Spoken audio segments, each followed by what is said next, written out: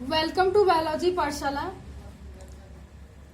मेरे प्यारे बच्चों, today's class is dedicated for 10th class student. और आज की पाठशाला में हम यह समझने का प्रयास करेंगे द फंक्शन ऑफ ब्रेन। ठीक है, एक मोटा मोटा ओवरव्यू समझने का प्रयास करेंगे। लेकिन पाठशाला को स्टार्ट करने से पहले हम बच्चों को मोटिवेशन मैसेज देते हैं, और मेरा मानना है कि लाइफ में मोटिवेशन मैसेज एक रेमेडी की तरीके काम करता है। और आज की सीरीज का मोटिवेशन मैसेज ये है कि सारे बच्चों के लिए कि है कि आप सभी PYQs जरूर लगाएं। ये PYQs जो होगा आपकी क्या कहते हैं एग्जामिनेशन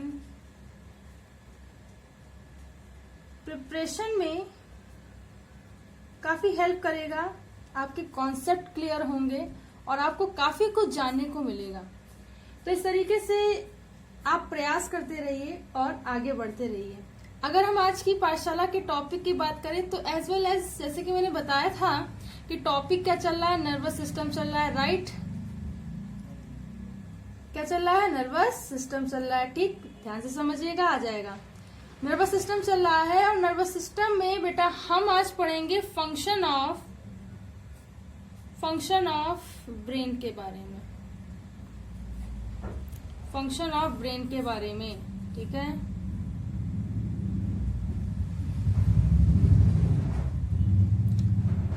तो समझते हैं क्या होता है। देखिए, अगर हम फंक्शन ऑफ ब्रेन की बात करें, तो फंक्शन ऑफ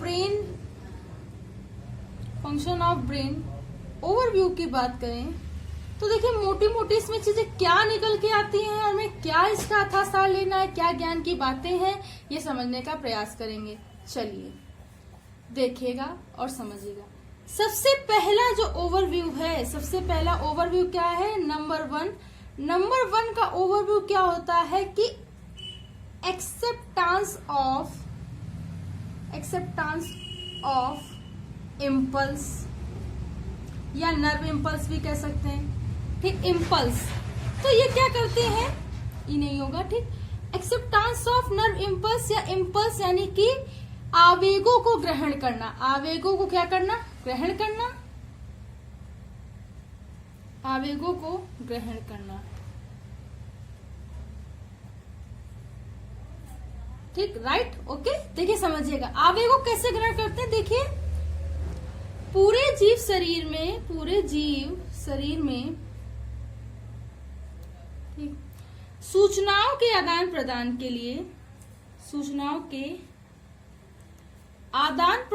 लिए इम्पल्स के माध्यम से, द्वारा नहीं लिखेंगे, माध्यम से, ठीक, संवेदी तंत्रिकाओं के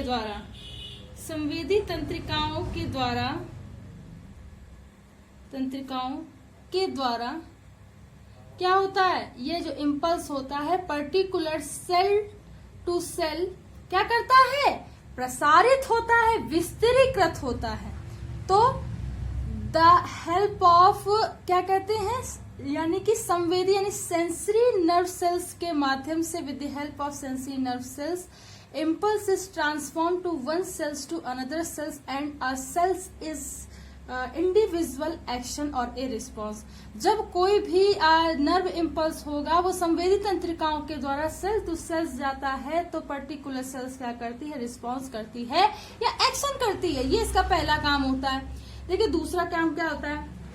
अगर हम दूसरा बात करें तो रिस्पॉन्स ऑफ, इसको थोड़ा सा अगर हम ये भी लिख दे तो कोई दिक्कत, रिस्पॉन्स ऑफ पार्टिकुलर सेल या रिस्पॉन्स ऑफ सेल्स भी लिख सकते हैं। पर्टिकुलर ना भी लगाएं तब भी कोई दिक्कत नहीं है।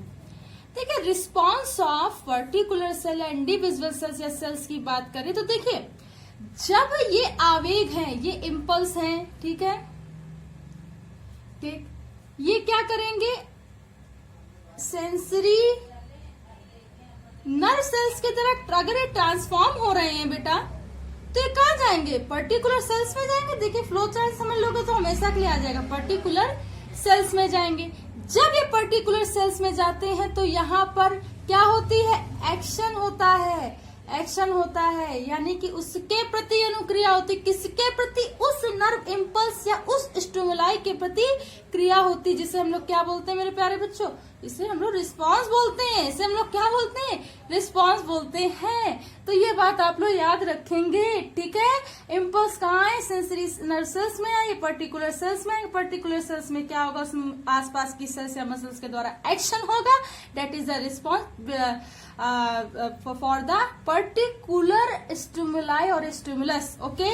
एंड अब देखते हैं आगे मेरे प्यारे बच्चों, आपको ये इस माध्यम से समझाने का प्रयास सिर्फ इतना है ताकि आप समझ सकें, ठीक है। समझाने के बहुत सारे तरीके होते हैं, तो जो हमें सही लगता है वो हम बताते हैं, बताने के लिए बहुत सारे और भी तरीके। देखिए, कोऑर्डिनेशन और रेगुलेशन की बात करें, कोऑर्डिनेशन एंड रेगुलेशन की बात करें तो देखिए, एनिमल में जितनी भी, एनिमल कहें हम या ऑर्गेनिज्म कह दें, it's appropriate, it's a particular appropriate, किसी भी एनिमल या ऑर्गेनिज्म में देखो वही चीज बताएंगे फिर कहना नहीं कि समझ में नहीं आया।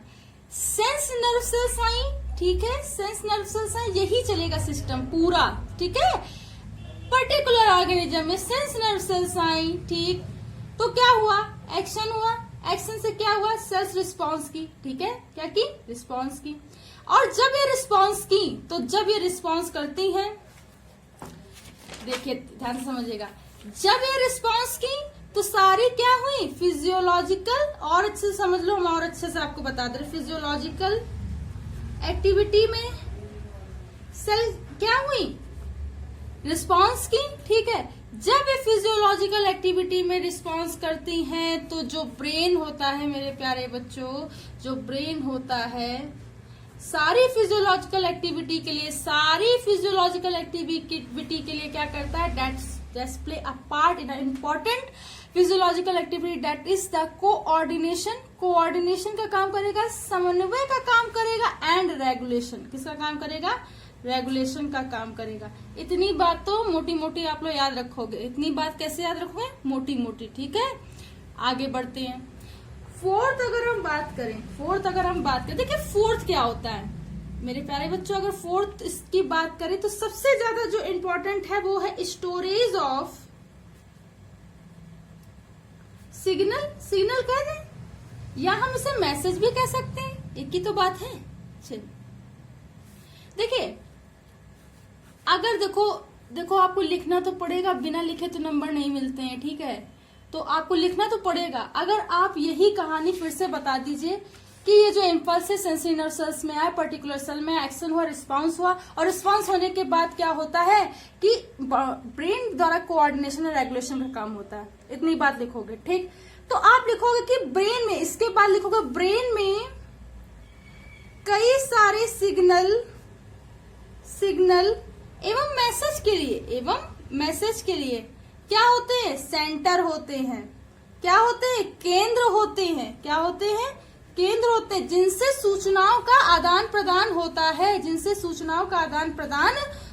है, इस तरीके से ये जीव शरीर में सूचनाओं का आदान प्रदान करते हैं। जैसे हम बताएं बहुत सारी क्रियाओं का, जैसे कि एक होता है सेरिब्रम, क्या होता है, सेरिब्रम, ये क्या करता है, ये बहुत सारे सिग्नल का स्टोरेज सेंटर होता है, क्या होता है, स्टोरेज सेंटर होता है, ठीक। अब जैसे कि हमने एक बात की थैलेमस की,